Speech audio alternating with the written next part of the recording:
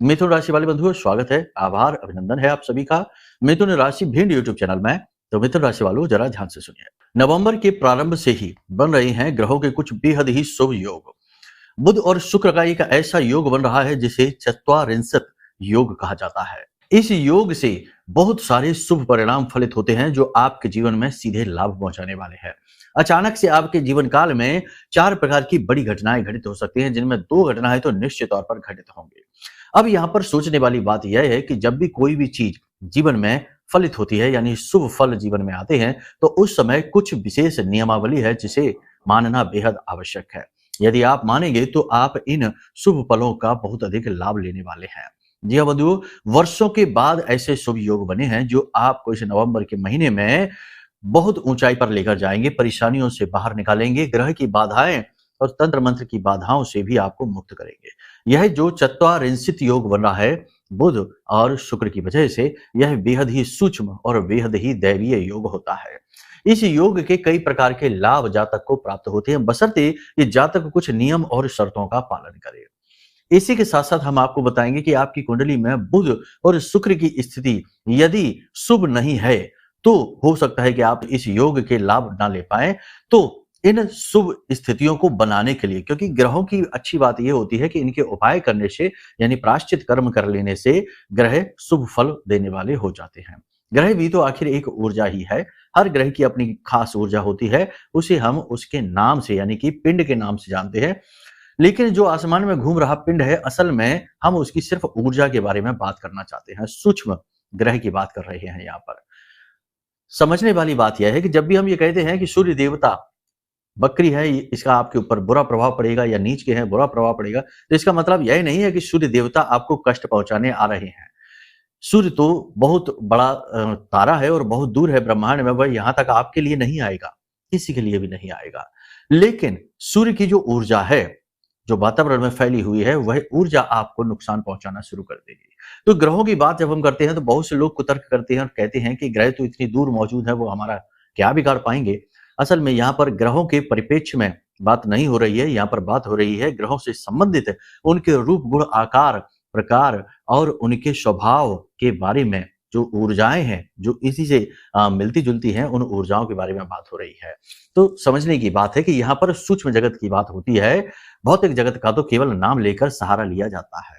आप ऐसे समझ सकते हैं कि जब भगवान की मूर्ति या फिर शिवलिंग पर आप जल अभिषेक करते हैं, तो आप तो पत्थर का शिवलिंग है उसके ऊपर जल अभिषेक कर रहे हैं, लेकिन वह जो पत्थर का जो शिवलिंग है, वह तो एक स्थूल पिंड है।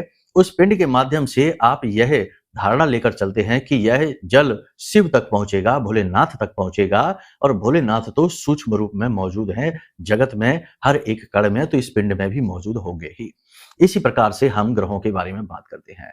ये सारी बातें समझाना इसलिए आवश्यक होता है क्योंकि कभी कभी मन में बहुत सारे कुतर्की उल्टे सीधे विचार डाल देते हैं, जिससे आपका मन भी शंकाओं से भर जाता है और आप चीजों के बारे में भरोसा नहीं करते हैं, मन में दुविधाएं उत्पन्न होने लगती हैं। आज के इस भौतिकवादी युग में, अधकचरे युग में, असल में अल्पमति या यूं कहें कि मतिहीनता का प्रभाव बहुत अधिक है। सूक्ष्मता पर तो लोगों का ध्यान ही नहीं है, बस दिखावेबाजी में भौतिकता पर ही लोगों का पूरा ध्यान रहता है। इसी वजह से संसार में आप देखते हैं कि कितनी कुरूपता, मलिनता और नीचता फैलती जा रही है, क्योंकि लोग अपनी जड़ों को भूलकर केवल ऊपर के दिखावे, यानी पत्ती, फूल और वृक्ष की खूबसूरती बनाए रखना चाहते हैं, जो कि संभव नहीं है। बातें बहुत सारी हैं करने के लिए, हम बहुत सारी बातें आपको बताएंगे भी, लेकिन फिलहाल हम आपको इस कार्यक्रम में 3 महत्वपूर्ण बातें बताएंगे। सबसे पहला कि ये जो महत्वपूर्ण योग है, ये आपको कैसे लाभ पहुंचाएगा और इसके आपको लाभ मिलेंगे कैसे, क्योंकि देखो लाभ देना एक अलग बात है, आप ले पा रहे हैं कि नहीं ले पा रहे हैं, ये एक दूसरी बात है।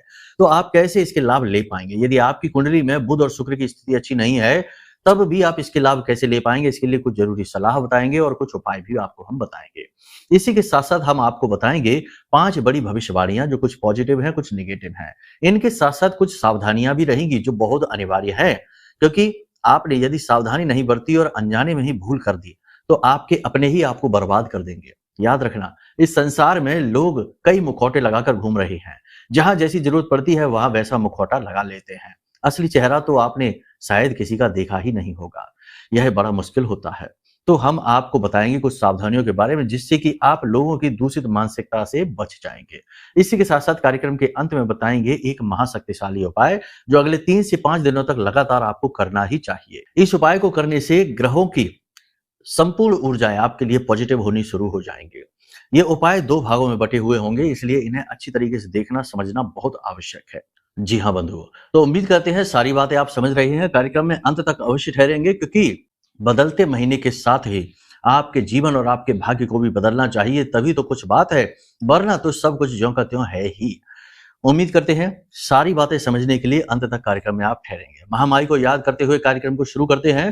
कमेंट बॉक्स में पूरे भक्ति भाव के साथ लिख डालिए, जय मां भद्रकाली कृपा करो। महामाई निश्चित तौर पर आपके ऊपर कृपा कर रही हैं, तभी स्टेप बाय स्टेप आपको ये हमारे कार्यक्रम प्राप्त हो रहे हैं। यदि माई के लिए भाव और गहरा है तो कमेंट बॉक्स में लिखिए कि मैं भी माई के परिवार का हिस्सा हूं। जिन लोगों ने 31 अक्टूबर की रात्रि की जो विशेष पूजा थी, नवग्रह शांति की पूजा थी, और कुछ लोगों ने अपनी तंत्र मंत्र और बाधा हटवाने की भी पूजा करवाई थी, उनकी पूजा का समापन बहुत अच्छी तरीके से हो गया है। थकान चेहरे पर हमारे दिखाई ही दे रही होगी, रात भर का अनुष्ठान था। खैर कोई बात नहीं है, आप लोगों के घर प्रसाद पहुंचने ही वाला होगा। अगले 5 से 7 दिन में प्रसाद सामग्री आपके पास पहुंच जाएगी। महामाई की कृपा और आशीर्वाद तो आपके पास पहुंच ही चुकी होगी, धीरे धीरे अपना प्रभाव दिखाना शुरू कर देगी। आपने महामाई की शरण में आना चुना है, यह आपके जीवन का सर्वश्रेष्ठ फैसला है। चलिए बंधुओं, इसी भाव के साथ अब अपने मूल विषय को शुरू करते हैं। बात करते हैं 5 बड़ी भविष्यवाणियों की। जय माई की। बंधुओं, ज्योतिष और तंत्र विद्या के क्षेत्र में आचार्य अमित एक जाना माना नाम है। पूज्य गुरुदेव के साधनाओं और ज्योतिष विद्या के अनुभव बेहद दिव्य है। जी हाँ, पूज्य गुरुदेव ने जिसकी भी कुंडली का विश्लेषण किया और कुंडली के अनुसार उसे सटीक उपाय व महामाई माँ बगलामुखी की विशेष कृपा दी, उसके जीवन में सकारात्मक बदलाव तो आ ही है। फिर चाहे समस्या कितनी ही कठिन क्यों ना हो, समाधान तो अवश्य हुआ है। अब ऐसे में यदि आप भी अपने जीवन की किसी बड़ी समस्या से जूझ रहे हैं, जैसे कि कर्जा बढ़ता ही जा रहा है, काम धंधा और व्यापार सब रुक चुका है, रिश्ते नातों में तनाव हद से ज्यादा बढ़ गया है, पूरा जीवन ही नकारात्मकताओं से भर गया है, तो ऐसे में यही सही समय है जब आप श्रेष्ठ गुरु से मार्गदर्शन प्राप्त करें और जीवन के अंधकार को समाप्त कर दिव्य प्रकाश की ओर कदम बढ़ाएं। वीडियो में दिए गए नंबरों पर तुरंत संपर्क करिए और अपनी कुंडली का विश्लेषण व समाधान पूज्य गुरुदेव के द्वारा करवा लीजिए। देर ना करें, आपके देवी देवताओं के आशीर्वाद से ये मौका खुद चलकर आपके पास आया है, इसे गंवाना नहीं है। अभी फोन करें और गुरुदेव से मार्गदर्शन प्राप्त करें। महामाई आपका कल्याण करें। धन्यवाद। बंधुओं, सबसे पहले हम आपको बता दें कि नवंबर के इस महीने में 3 बड़े ग्रह गोचर होने वाले हैं। शुरुआत अगर करें तो सबसे पहला गोचर तो शुक्र का होगा, जो तुला राशि में 2 नवंबर को जाएंगे। शुक्र का ही दूसरा गोचर 26 नवंबर को हो जाएगा, वृश्चिक राशि में जाएंगे। दूसरा गोचर जो है वह सूर्य का होने वाला है, जो 16 नवंबर को होगा, तुला राशि में जाएंगे। इसके साथ ही बुध वृश्चिक राशि में जो 24 अक्टूबर को आ चुके हैं, वे 23 नवंबर तक तुला राशि में चले जाएंगे। कहने का मतलब यहाँ पर यह है कि बुध और मंगल एक साथ बैठे हुए हैं, वृश्चिक राशि में बैठे हुए हैं। सूर्य देवता भी तुला राशि में पहुंच जाएंगे 16 तारीख से। यहाँ पर पहुंचकर सूर्य देवता आपको अच्छे फल देने शुरू कर देंगे, क्योंकि यहाँ पर पहले से ही मौजूद शुक्र सूर्य के साथ मिलकर शुक्र आदित्य राजयोग का निर्माण करेंगे, और इधर मंगल और बुध, जहां पर मंगल अपनी ही स्वराशि वृश्चिक राशि में बैठे हैं, बहुत ही अच्छे फल आपको देंगे। तो कहने का मतलब यह है कि मंगल और बुध का यह तालमेल अच्छा है, और सूर्य और शुक्र का तालमेल भी अच्छा होने जा रहा है। फिलहाल शुक्र का यह गोचर आपको विशेष फल देगा। अब हमने जैसा कि आपको कहा कि यह जो चत्वारिंशत योग, यानी कि जिसे 40 योग भी कहा जाता है, यह योग जो बन रहा है, यह आपके जीवन में कैसे फलित होगा। देखिए, 4 तरीके की बातें आपके जीवन में घटित हो सकती हैं, आप ध्यान से समझ लेना। अगर एक बात आपके जीवन में भी फलित हो जाती है तो समझ लेना कि यह योग 25% आपके ऊपर फलित है। यदि 2 हो जाती है तो 50%, और चारों बातें आपके जीवन में फलित हो जाती हैं तो समझ लेना कि 100% इस योग का आपको लाभ मिल चुका है। ध्यान से सुनिए। सबसे पहला ये कि आपके जीवन में अचानक से धन का आगमन होगा। पैसे से जुड़ी आपकी समस्या दूर हो जाएगी, क्योंकि शुक्र का काम ही यही होता है कि जीवन में धन का आगमन लेकर आना। शुक्र को माता लक्ष्मी का स्वरूप भी माना जाता है। तो शुक्र आपके जीवन में धन संपत्ति को लेकर आएंगे। पैसे को कहीं से भी कैसे भी लाएं, अगले 3 से 5 दिनों में पैसा आपके जीवन में खिंचकर आएगा। लोन आपका हो सकता है सैंक्शन हो जाए। आपने कहीं से किसी को पैसा दे रखा था, अब वो दे नहीं रहा, तो हो सकता है खुद चलकर आए और आपको पैसा दे दे। आपका पैसा कहीं अटका हुआ था, कहीं आपकी कोई रकम अटकी हुई थी, इन्वेस्टमेंट आपने कर रखा था, वहां से अच्छा प्रॉफिट निकल आए, पैसा निकल आए। कहने का मतलब यह है कि पैसे का बहुत ही अच्छा लाभ आपको प्राप्त हो जाएगा। दूसरा लाभ यहाँ पर यह होगा कि यदि आपके दाम्पत्य जीवन में कोई कष्ट चल रहा था, किसी प्रकार की परेशानी चल रही थी, तो अचानक से अगले 3 से 5 दिनों में दाम्पत्य जीवन में सुख बहुत ज़्यादा बढ़ जाएगा, दूरियां खत्म हो जाएंगी और प्रेम बढ़ जाएगा। प्रेमी जीवन की भी बात करें तो प्रेमी जीवन का भी यही हाल है कि आपस में प्रेम संबंध जो थोड़े से बिगड़ से रहे थे, किसी न किसी रूप से नेगेटिविटी आ रही थी, अब अगले 3 से 5 दिनों में उनमें संबंध मजबूत हो जाएंगे, प्रेम पूर्ण हो जाएंगे। साथ ही साथ नए प्रेम संबंध भी बन सकते हैं और जो लोग विवाह के लिए परेशान है यानी विवाह नहीं हो पा रहा है, अब उनका विवाह निश्चित तौर पर ठहर जाएगा, अब चर्चा होने लगेगी, रुक जाएगा। यानी कहने का मतलब ये है कि विवाह की तैयारियां कर लो। कहने का मतलब ये है कि शुक्र का यह जो विशेष फल है यह आपको मिलेगा ही मिलेगा। आपको घर गृहस्थी का सुख, पारिवारिक सुख निश्चित तौर पर प्राप्त होगा। अब तीसरा फल यहाँ पर यह है कि आप कोई साइड इनकम जनरेट करने का सोच सकते हैं। जैसे कि आप कोई बिजनेस कर रहे हैं तो अपने व्यापार को बढ़ाने के लिए कुछ ऐसा कार्य कर लेंगे जिससे कि आपका बिजनेस बढ़ जाएगा। कोई नई पार्टनरशिप वगैरह कर सकते हैं, नई डील कर सकते हैं, कोई नया ऐसा विचार, ऐसा आइडिया लेकर आ सकते हैं जिससे आपकी आमदनी बढ़ जाएगी। साइड इनकम जनरेट करने के लिए कोई आप ऐसा अपना ऐसा योजना लगाएंगे, ऐसी तरकीब लगाएंगे जिससे कि आपकी आमदनी बढ़ जाएगी। यानी कहने का मतलब यह है कि रोजगार में आपकी उन्नति होगी। जो लोग बेरोजगार बैठे हैं उन्हें 100% अगले 3 से 5 दिनों में नौकरी लग ही जाएगी। जो रोजगार की तलाश में बैठे हैं उनकी नौकरी लगेगी ही लगेगी। कहने का मतलब यह है कि आपको रोजगार प्राप्त हो जाएगा और आपका जो बिजनेस व्यापार है उसमें आपको उन्नति अवश्य ही प्राप्त होगी। इसी के साथ साथ चौथा जो सबसे बड़ा लाभ है, और इसे हम तो सबसे बड़ा लाभ ही कहेंगे, कि अगले 3 से 5 दिनों में आपको सपने में अपने आराध्य देवता, अपने पितृ देवता दिखाई देंगे और हो सकता है कि आपके आसपास उनकी आवाज, उनकी वाणी भी आपको समझ में आए। ऐसा लगे जैसे आपके कानों में कोई फुसफुसा रहा है। जब आप सो रहे हैं अचानक से आपकी आंख खुल जाएगी। ऐसा लगेगा जैसे कोई आपको आवाज दे रहा है, किसी ने आपके सिर पर हाथ फेरा है, या फिर ऐसा हो सकता है कि सपने में मात्र आपको अपने पितृ पूर्वज हंसते मुस्कुराते आपको आशीर्वाद देते, प्रसन्न होते दिखाई दें, या आपके आराध्य देव जिनकी आप पूजा पाठ करते हैं वे आपको दर्शन दें किसी प्रकार से। यानी कि ये आध्यात्मिक विषय है, आध्यात्मिक योग है, तो यहाँ पर आपको आध्यात्मिकता का भी अनुभव होगा। अगले 3 से 5 दिनों में आप मंदिर वगैरह भी जा सकते हैं, भगवान के दर्शन भी कर सकते हैं, विशेष प्रकार की पूजा पाठ अनुष्ठान भी आप कर सकते हैं, धार्मिक और मांगलिक कार्यक्रम आपके घर में हो सकते हैं। अगले 3 से 5 दिनों में आपके घर में कोई नए मेहमान भी आ सकते हैं। मेहमान आने से आपका मन प्रसन्न रहेगा। किसी ऐसे व्यक्ति से भी आपकी मुलाकात होगी जिससे मिलने के बाद आपकी पुरानी यादें ताजा हो जाएंगी, आपका मन प्रसन्न हो जाएगा और दुनियादारी का बोझ थोड़ा सा हल्का होता सा महसूस होगा। बंधु, आपके जीवन में चाहे कहीं से भी लाभ आए, चाहे कहीं से भी खुशियां आए, बस सबसे महत्वपूर्ण बात यहाँ पर यह है कि आपको मौन रहना है। कितना किसको बताना है यह आपको जानना बेहद आवश्यक है। कहीं कोई बात चलनी शुरू हो गई, उसे कहीं से भी लीक नहीं करना है। आपके खुशियों को दाग लगाने वाले, आपकी खुशियों को नजर लगाने वाले आपके आसपास ही घूम रहे हैं। ये मत कभी सोचना कि आप किसी को कुछ बताएंगे और लोग खुश हो जाएंगे, खुश होकर झूमने लगेंगे। खुश तो केवल आप ही होंगे क्योंकि वो आपकी खुशी, आपकी उन्नति है।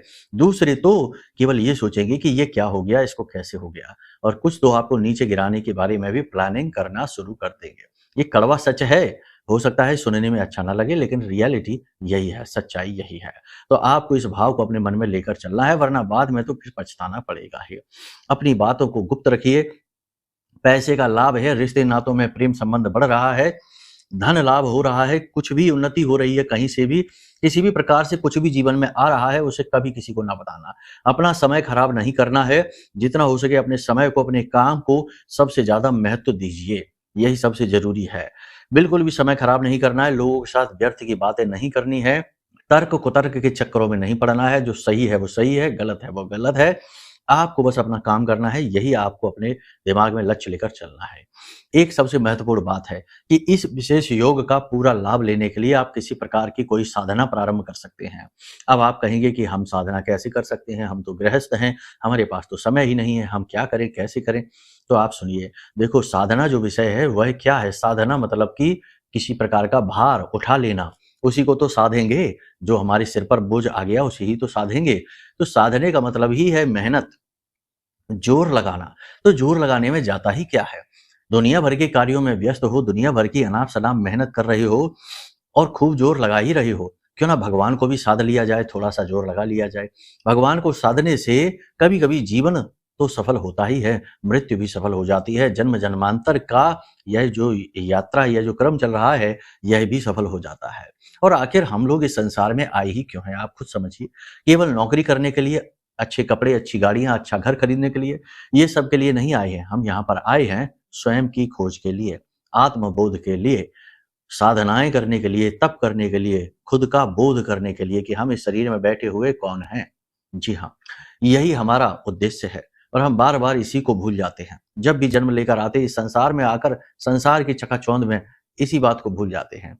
आए हते हरि भजनन को औंटन लगे कपास। ये वाली कहावत हो जाती है हमारे ऊपर चरितार्थ। खैर कोई बात नहीं है, अब क्या करना है ध्यान से सुनिए। जब भी कोई शुभ पल आता है और हमने जो आपको बातें बताई हैं 4 इस योग के बारे में, हो सकता है इनमें से आपके जीवन में एक आध बात घटित हो सकता है एक भी ना घटित हो। ऐसा इसलिए होगा क्योंकि हो सकता है आपकी जन्म पत्री में बुध और शुक्र दोनों की ही स्थिति खराब हो, दोनों ही किसी पाप ग्रह से दूषित हो, या फिर कुंडली में बुध 3, 8, 9, 12 की स्थिति में बैठा हो तो कभी आपको अच्छे फल देगा ही नहीं। शुक्र की भी यही स्थितियां हैं कि यदि वह पाप ग्रह से दूषित है, नीच का है, अस्त का है, तो ये भी आपको अच्छे फल देगा ही नहीं और कष्ट आपको स्पष्ट तौर पर दिखाई देंगे ही। तो अब ऐसी स्थिति में आपको 2 काम करने हैं। पहला काम तो ये करना है कि अपनी कुंडली का आकलन करा लो। कुंडली का आकलन कराने से केवल शुक्र और बुध की ही नहीं, अन्य 7 ग्रह जो और भी हैं, उनकी भी स्थितियाँ स्पष्ट हो जाती हैं। नक्षत्रों की भी स्थितियाँ स्पष्ट होती हैं। बहुत सारी बातें स्पष्ट पता चल जाती हैं और उनके अनुसार जो दोष, योग, जितियाँ हैं, उनके समाधान, सटीक उपाय आपको मिल जाते हैं। उससे जीवन में उद्धार होता है।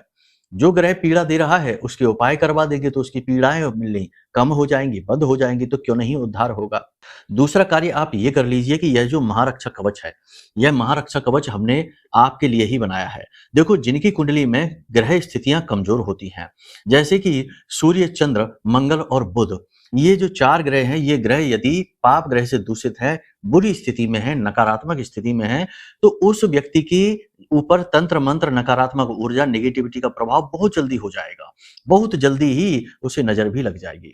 तो ऐसी स्थिति में आपको उपाय भी ज्यादा फलित होंगे नहीं, क्योंकि नेगेटिविटी ने भी आपको घेर रखा है। आपने देखा होगा कि कई बार आपके काम बनते बनते बिगड़ जाते हैं, रिश्ते खूब अच्छे होंगे, मीठे होंगे, लेकिन अचानक से बहुत ज्यादा कड़वाहट आ जाती है। अचानक से आपको ऐसा लगता है जैसे आप तुरंत बीमार हो गए, तुरंत आपका काम खराब हो गया, तुरंत आपका मन खराब, मूड खराब हो गया। ये जो तुरंत होने वाली चीजें हैं, ये नेगेटिविटी से प्रभावित होती हैं। और अगर एक बार नेगेटिविटी का प्रभाव बहुत ज्यादा बढ़ जाए तो फिर उपायों से, क्रियाओं से भी बात नहीं बनती है। गहरी कठोर साधनाएं ही फिर इन तंत्र मंत्र और नेगेटिविटी को काट पाती हैं। तो उसी के लिए हम आपसे कह रहे हैं कि आप इस महारक्षा कवच को मंगवा लें, क्योंकि आप तो इतनी गहरी कठोर साधनाएं कर नहीं पाएंगे, क्योंकि सामान्य गृहस्थ जीवन में, सांसारिक जीवन में ऐसी साधनाएं कर पाना संभव नहीं है, समय भी नहीं रहता है। तो हमने अपने जीवन भर की साधना का फल इस महारक्षा कवच में दिया है। माँ बगलामुखी जो हमारी आराध्य देवी हैं, उनके विशेष 36 अक्षरी स्तंभन मंत्र, मंत्र नहीं हम बोलेंगे क्योंकि मंत्र गुप्त है, उसे बोला नहीं जाता है। उसी मंत्र से इसे जागृत और अभिमंत्रित किया गया है। इस महारक्षा कवच का प्रभाव आपको सीधे तुरंत महसूस होगा जैसे ही आपके घर में पहुंचेगा, क्योंकि नकारात्मकता को एक झटके में यह हटा देगा। ठीक है, तो कुंडली का आकलन कराइए ताकि कुंडली के दोष पता लगे और कुंडली में ग्रह स्थितियां मजबूत हों, और यह महारक्षा कवच मंगवा लीजिए ताकि नेगेटिविटी आपसे दूर भागे। और दोनों काम करवा के देखिए, फिर देखिए कैसे जीवन बदल जाता है। अब यहाँ पर कुछ कुतर्की ये कह सकते हैं कि गुरुजी तो अपनी चीजें बेचने की कोशिश, अरे हम नहीं बेचना चाहते, मन नहीं है, बिल्कुल मत लो, कोई जबरदस्ती नहीं है, ये तो एक सलाह है। और लोग जहाँ हजारों रुपए लूट रहे हैं वहां पर हम बहुत छोटी छोटी दक्षिणाओं के साथ ये चीजें आपको दे रहे हैं, क्योंकि यहाँ महामाई की सेवा चलती है, माँ बगलामुखी की सेवा है, उनकी कृपा और आशीर्वाद के रूप में ये चीजें हम आपको देने की कोशिश करते हैं।